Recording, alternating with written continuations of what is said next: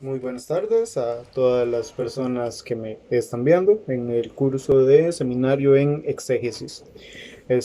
Para este video quiero comenzar primero haciendo el análisis del texto de la ventana, el cual no hay que justificar los límites porque ya el texto está así. Creo que es necesario antes de comenzar a hacer el análisis leer el texto para tener una idea de lo que vamos a estar analizando. La ventana. Él dijo en una carta que aquella noche regresaría, y aquella noche ella estaba esperándolo. Sentada en una banca en la salita, de rato en rato, desde la ventana, hacía subir una mirada por la cuesta, hasta la Osa Mayor. Las casas enfrente, blanqueadas con cal de luna, estaban arrugadas de puro viejas. A veces las luciérnagas trazaban líneas con tinta luminosa. El viento venía sobre los potreros, cortando aromas de Santa Lucías, y entraba fragante por la ventana, igual que el gato de la casa. Del filtro de piedra caían las gotas en una tinaja acústica. Caía una gota y salía una nota. Caía una gota y salía una nota. Sobre los tinamastes del fogón, el agua del caldero cantaba como nunca. Un San Antonio guatemalteco se había puesto negro de tanto tragar humo de culitos de candela. La llama sobre el pabilo daba saltos sin caerse. Era un duendecillo de fuego. Pero al fin, un gatazo de viento se metió por la ventana y lo botó. La mujer se fue para la cocina, le robó al fogón un duende y, protegiéndolo con la mano, volvió a la casa. En aquel momento entró él. El nuevo duendecillo proyectó en la pared un abrazo inmenso. ¿Qué querés? Dijo ella cuando pudo hablar. Dame un vaso de agua de la tinaja. Hacía 7 años que tenía ganas de beber un vaso de agua fresca y pura de aquella resonante tinaja, porque allá, donde él había estado tanto tiempo, el agua era tibia y salobre. Después se puso a acariciar con sus miradas la salita de casa, su hogar. Entonces notó que su mujer le había hecho quitar los barrotes de hierro a la ventana, y con una mirada, destilando gratitud, le dio las gracias. Ok, la trama parece ser una trama lineal, pero hay ciertas descolocaciones que nos hace el texto. Los dos primeros párrafos, el inicio, cuando dice, él dijo en una carta que aquella noche regresaría, nos indica nada más que es un texto indirecto del personaje y está en pasado. Ahí nos indica el lugar donde él dijo que iba a estar en esa carta. Eso ya quedaría a suposición del lector, donde piensa que él escribió esa carta. Y aquella noche ella estaba esperándolo. Sentada en una banca de la salita de rato en rato, ahí nos dice que aquella noche en específico, donde él dijo que la estaba esperando, ella estaba sentada en la banquita de la sala. Ese pasaje nos ubica en la sala de la casa y desde la ventana hace subir una mirada por la cuesta hacia la Osa Mayor. Ahí el narrador ahora nos lleva al exterior de la casa a través de la ventana, donde podemos subir por una cuesta, llegar hasta el plano cósmico de la Osa Mayor y bajar de nuevo frente a la casa, donde podemos ver las casas que estaban arrugadas de puro viejas. También en las casas, y eso yo creo que es como un conecte que hace entre ese ambiente urbano de la casa y los vecinos y pasar más a un ambiente rural, que son los potreros, donde vemos el viento que va sobre los potreros cortando los aromas de Santa Lucías y de vuelta. Es decir, eso yo lo veo como un círculo. El narrador nos saca de la ventana y luego el viento junto con el gato nos vuelve a traer a la casa por la ventana. Pero esta vez el relato nos vuelve a traer a la casa, no a la sala, sino a la cocina. Ahí vemos como un filtro de piedra caía en las gotas en una tinaja acústica. Es muy interesante observar acá que la tinaja es acústica y que es la gota, el agua, lo que da el componente sonoro en este relato.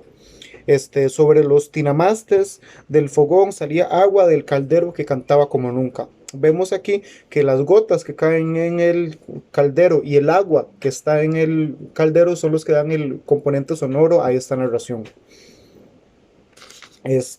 Luego habla sobre el San Antonio guatemalteco que estaba puesto sobre una repisa, supongo, que se había puesto negro de tanto tragar culitos de el humo de los culitos de candela. Eso lo que nos implica es que es un San Antonio guatemalteco muy viejo, lo cual nos indicaría que es una familia probablemente católico-romana, Di que pues básicamente podría llevar más de los 7 años que luego el autor nos demuestra que él lleva fuera de la casa y por eso ha estado negro.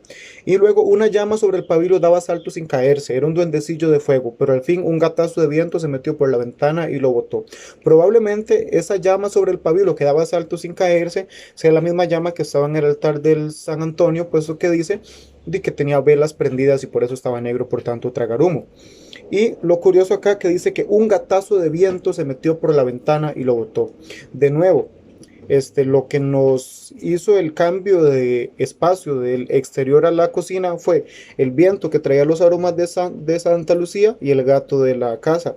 Y ahora acá tenemos un gatazo de viento que bota el pabilo. Nos sigue situando en la cocina, se dice que la mujer entra a la cocina, pero ahí se da un cambio cuando dice que ella vuelve a la sala y el narrador nos mueve de la cocina a la sala. Ahí él nos hace una sentencia narrativa directa cuando dice en aquel momento entró él, y una narrativa directa cuando dice que el duendecillo que la mujer había llevado de la cocina proyectó sobre la pared un abrazo inmenso. Ahí vemos que hay un texto directo, dos textos directos del personaje, que ella, que supuestamente está atónita porque pasó un tiempo, porque dice el narrador, dijo ella, ¿cuándo pudo hablar? O sea, no es que habló directamente, sino que del shock no pudo hablar. ¿Qué querés? Y él le responde, dame un vaso de la tinaja de agua. Dame un vaso de la tinaja.